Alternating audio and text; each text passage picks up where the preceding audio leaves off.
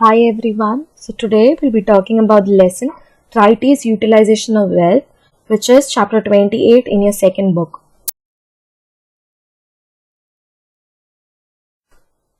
To start with, we need to understand what are the objectives of this lesson.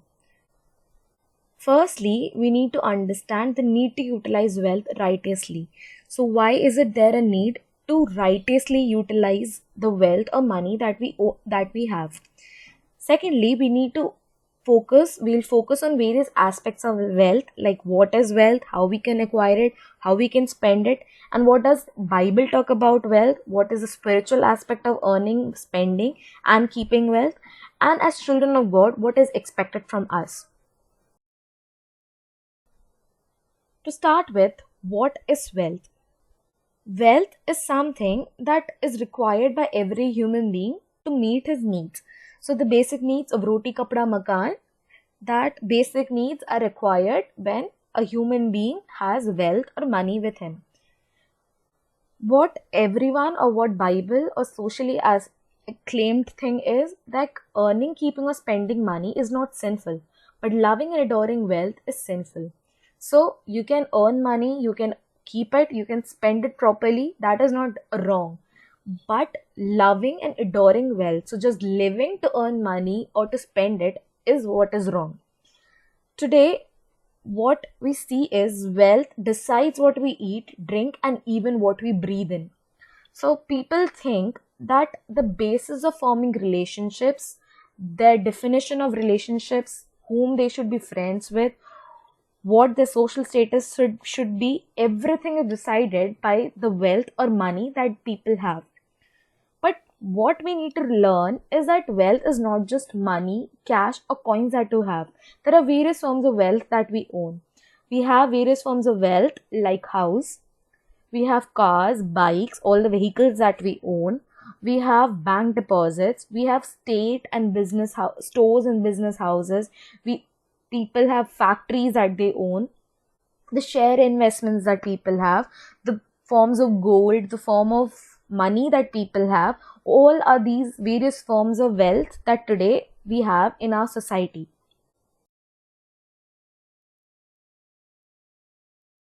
Acquisition of wealth, or what are the ways or how we can acquire or earn this wealth or money.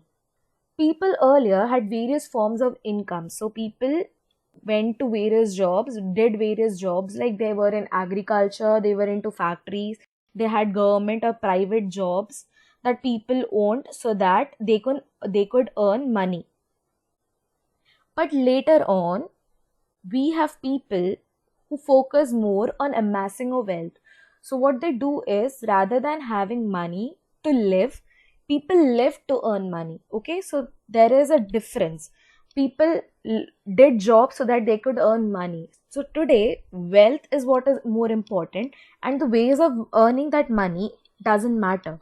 So people today live so that they could earn more money, and they just gather that money.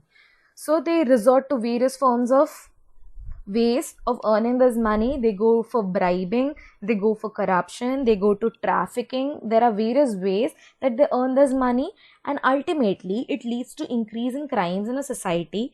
Like people go for robbery, there is increase in crimes of robbery, theft, you have trafficking. There are various other forms of crimes that has increased because of people resorting to various bad ways of earning wealth or money.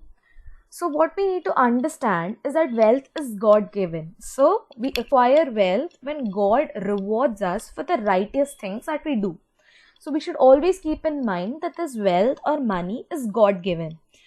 And God is always pleased with those who acquire wealth according to His will. So, when you earn money in a proper, righteous way and you don't resort to bad habits like bribe, corruption, trafficking, black money, or any other form or any other negative ways of earning it, God is really pleased with you and He calls such people good servant.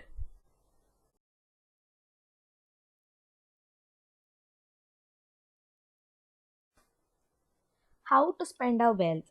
So, what we see today is wealthy people or rich people, they try to display the amount of money that they have or their affluence before the society by owning luxury cars that ply on roads. Some even travel in vehicles as large as buses for personal travel. So just one person using a big car, luxurious car as large as a bus for their personal travels. Some even build palatial mansions or their own houses or bungalows for just three or two people to live. The rich people, they also celebrate or organize birthdays, marriages, even funeral occasions to display their wealth. These are not just rich people that display their affluence over the society. Even institutions and churches or religious institutions and parishes display wealth by spending money on things which don't have a spiritual basis during church feasts and festivals. So you can see various religious organizations and institutions organizing big feasts and festivals which have minimum spiritual aspect to it and more of the material or the showing off of their wealth or money that they own. So, when you spend our money, we should always remember that just as there is a righteous way of earning that money, there is also a righteous way that we should follow when you spend that money. So, in India, what we see today is 75% of wealth is handled by just 25% of its population. So, there is a gap between who owns the wealth and how that wealth is spent or who spends that wealth. Okay, so what we need to remember is that wealth is god given and it is meant for others also to own it. So just like the environment is not just for one human being, it is for the entire, the nature, even the animals as well. Similarly, wealth is not just for one person to own, it has to be given to others as well who are in need of it.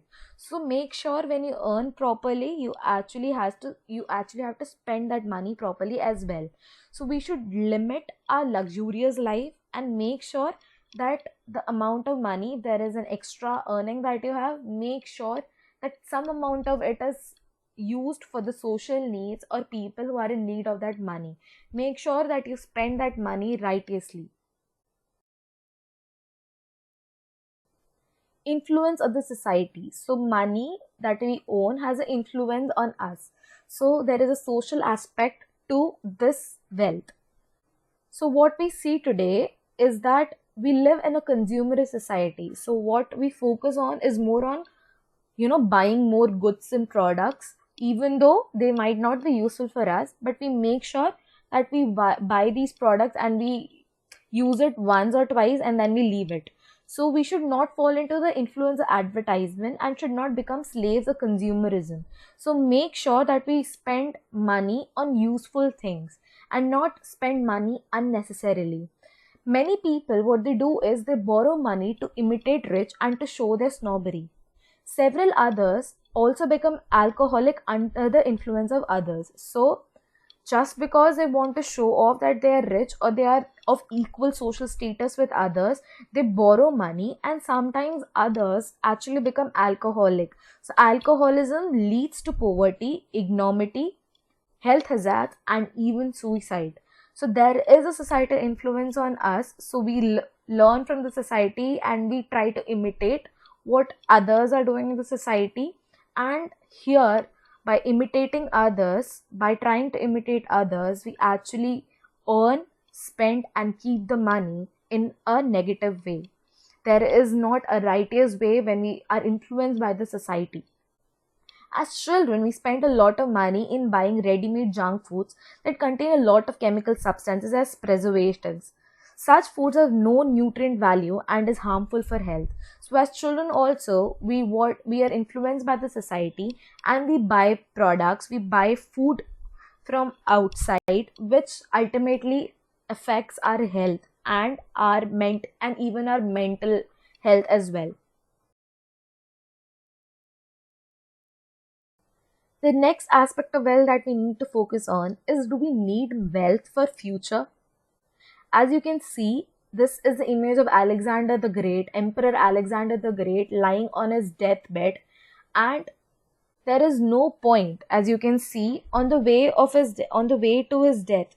What we see is that there is no most of the money or the places that he conquered, most of the world proved that he do not take any wealth with him in death.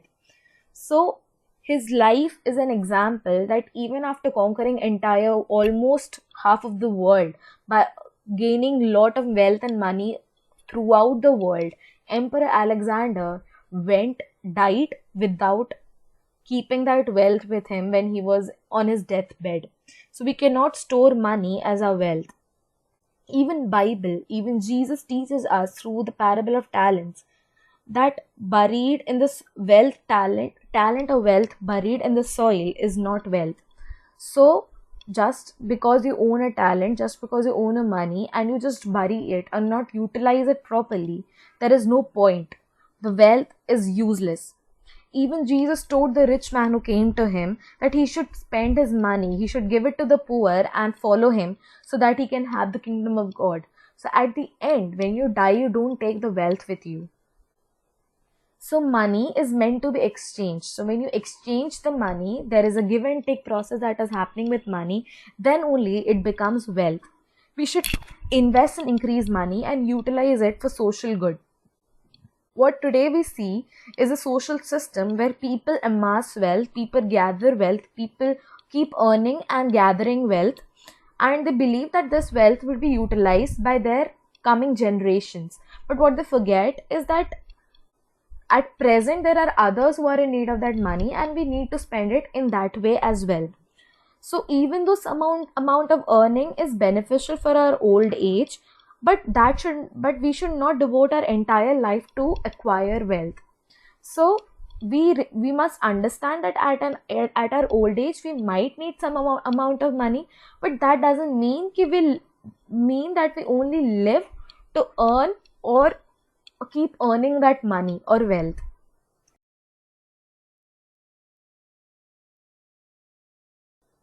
So what can you do? What, as children of God, what is expected from you? As you know that you are in transformation phase, soon you will be adults, you will be responsible individuals of the society, and there are a lot of things that is expected from you when you start earning. So firstly, we should make sure that you assess the money earned, stored and spent in your house. So make sure that the amount of money that is earned, stored and spent in your house is done righteously. Secondly, make sure the pocket money that you get is spent meaningfully. Thirdly, remind the members of your family to spend 10% of their income on charity. And as children, pledge that when you start earning, you will make sure that you keep the 10% of your income for charity or social needs. Fourth, don't try to make money through unjust ways. All are equal before God, and so don't discriminate people on the basis of their wealth. Make sure when you go to school or make sure when you are in a social setup, you don't discriminate people just because they have a low income and you have a higher income. Make sure that you treat everyone equally and you follow righteous ways of earning money. Consider all talents given by God as wealth and try to develop those talents. Just like the story of the parable of talents, make sure that the talents that is given by God, you actually utilize them properly. Lastly, you should not bury earnings in the form of deposits. Instead, we should make sure to invest and increase earnings and utilize it for the good of others. Make sure you just don't keep earning the money and just storing it as deposits. Make sure when you start earning, you actually invest it and increase your earnings and use it for the need of others as well. Thank you. Subscribe now and press the bell icon. Never miss an update.